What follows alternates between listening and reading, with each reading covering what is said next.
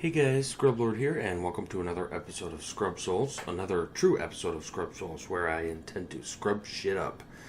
In this episode, you'll see me whine, cheese, and even cheat a little bit. I intended to do this all with my SL1, but unfortunately when you finish the game, I forgot it does not allow you to go back into the levels. So my SL1, I wanted to go back and record some of the stuff in the run-up to the final boss, but was not able to do so, so I'm going to have to use this higher level character to show you what I did. So let's go ahead and get started. You've got a few challenges at SL1, and the first of which is this tower that's filled with no less than, I think it's 5 enemies, and all of them can kill you. The best thing you can do here is probably go ahead and save scum. Now, I don't have to save scum with this particular character. The first guy can be parried. I don't have to save scum with this particular character because he's quite high level. But at SL1, what I would do is go ahead and kill one of these guys, come out, exit out of my game, go back in. If I die, quick reload my game. That way I don't have to keep going through this over and over on the run up to the final boss, because it is quite a long journey and it is quite a dangerous journey. If you don't feel comfortable with that and you want to, do this completely legit, go ahead and be my guest, but it probably would have added a couple hours onto my journey, so I just went ahead and did it the easy way. There's 3 guys in here. I would also take these separately with your level 1. This ninja guy can be pretty dangerous. Once you make it to the top of the tower, you can go ahead and scare away this dragon by doing some damage to it, but probably the easier method is to just go ahead and race through here. Time out your attacks, or time out your run so that you don't get hit by the fire. It's really not that difficult to do, and just race straight through here. The dragon is going to relocate to the top of these stairs here and make it kind of difficult to get up it. This is difficult at any level, but at SL1, of course, one hit and you got to start all the way over again. Yes, there are ways to time this out. There's a pattern that it uses. You're perfectly able to get up here. But a better way is just go ahead and exit out of your game, and when you load back in, the dragon will reset itself next to you and you can just sprint up the stairs.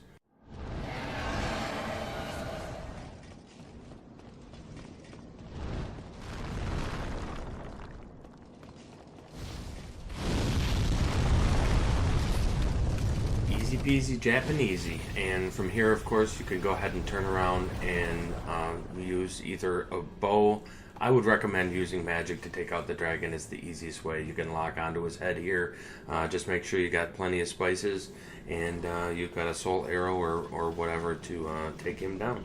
And you're ready for the final boss. First, you'll have to take out Ostrava. He's really not all that difficult even at SL1. Unfortunately, he's dead on this character as well, so I can't show you that fight, but it's basic NPC fight. And here's the other good reason that you should go ahead and clear out the entire way up to the boss. I run all the way back from the boss and use this jump in order to activate my Clever Rat's Ring. I need to get my health under 30%.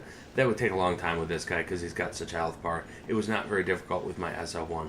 The problem is if you don't clear out this area, there's no way to damage yourself without killing yourself. In order to get the Morian Blade and the Clever Rat's Ring activated. So that's one good reason to use this method and go ahead and save scum and make sure you're killing everything all the way to the boss. Unfortunately, even if you're save scumming, it's still going to take forever to take this elevator ride up. But the basic idea here is we're using a hyper mode. I tried to do this without the hyper mode.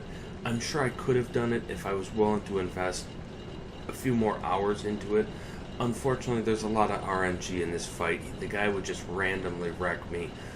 I got frustrated with it and said, screw it. I'm just going to do as much damage as I can, as quickly as I can, and try to take this guy down.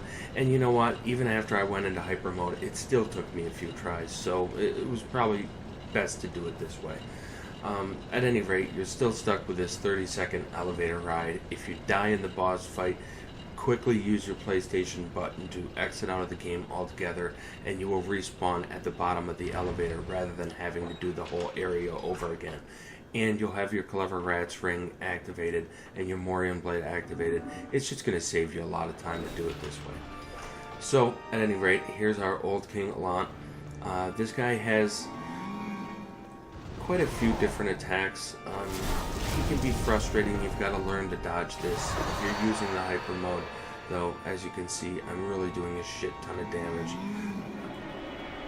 I pretty much am of the mindset that I'm going to take 2 shots at a time, because I don't care if he kills me. I'll just come right back and do it again until we get done.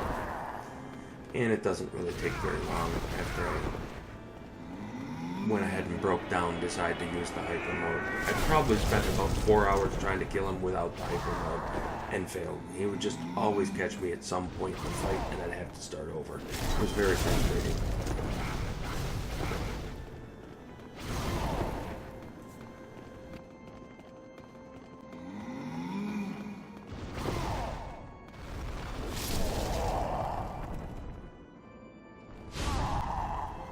And that's going to do it for Old King Allant, and in fact that's going to do it for Demon Souls at SL1.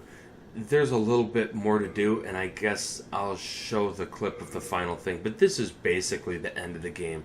When you kill this boss, it's over. The last boss, technically the final boss of the game, isn't any challenge whatsoever, and it isn't even really meant to be a challenge. Alright, well, thanks for watching. Leave a like and subscribe. Check back to see more videos. I think that's going to do it for Demon Souls.